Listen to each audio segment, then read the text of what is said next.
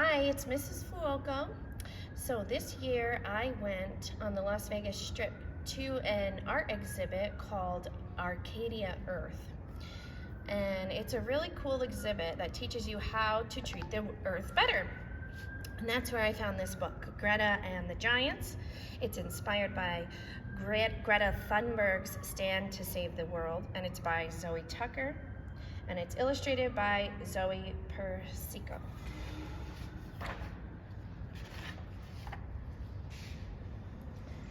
There was once a girl who lived at the heart of a beautiful forest.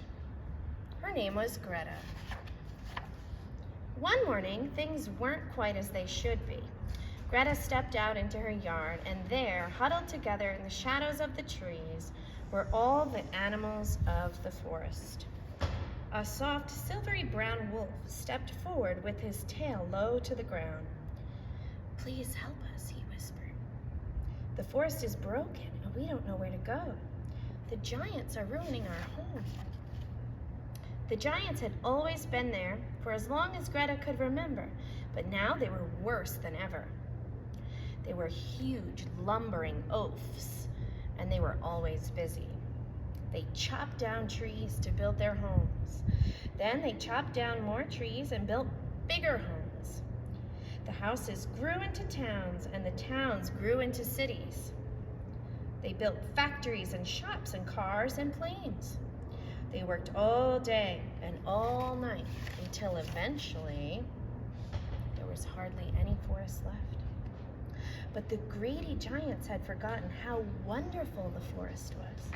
They didn't see all the little birds and bugs and butterflies and bears that trembled in the shadows. And no one told them to stop because everyone was scared of them.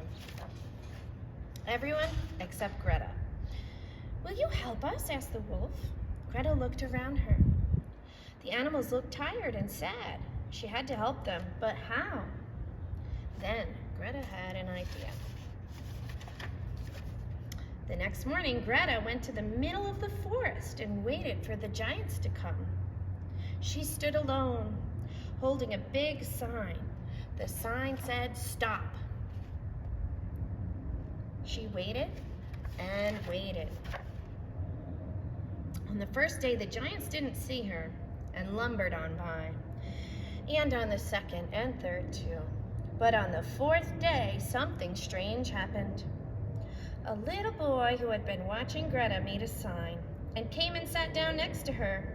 He didn't say much, but Greta knew he felt just like she did. Soon, more people and animals saw what they were doing and joined in too. "We live here. Save our forest. Our home is on fire. Help! We love our trees. Who will help?" Before long, a huge crowd filled the forest, stretching out to the city and the roads beyond. They stood together and waited. The crowd was so huge that the giants were stopped in their tracks. "Please stop," Greta cried. "Your greedy behavior is spoiling our home. You've broken the trees and trampled the flowers, and now the bees and birds have flown away. These animals are homeless, and our forest is dying."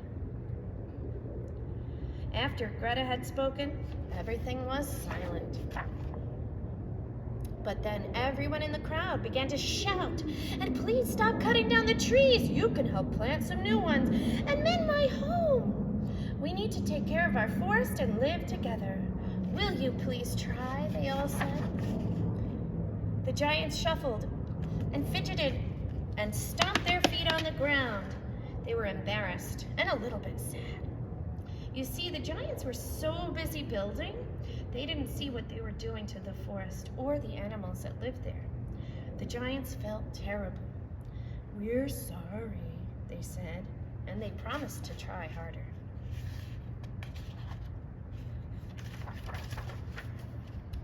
So from that day on, the greedy giants weren't so greedy. They slowed down and learned to sit quietly. They stopped working all the time and instead took up new hobbies. They stopped chopping down trees and learned all about gardening and living in the forest. They cooked, repaired, tidied, and shared. And before long, the forest became more beautiful than they could ever have imagined.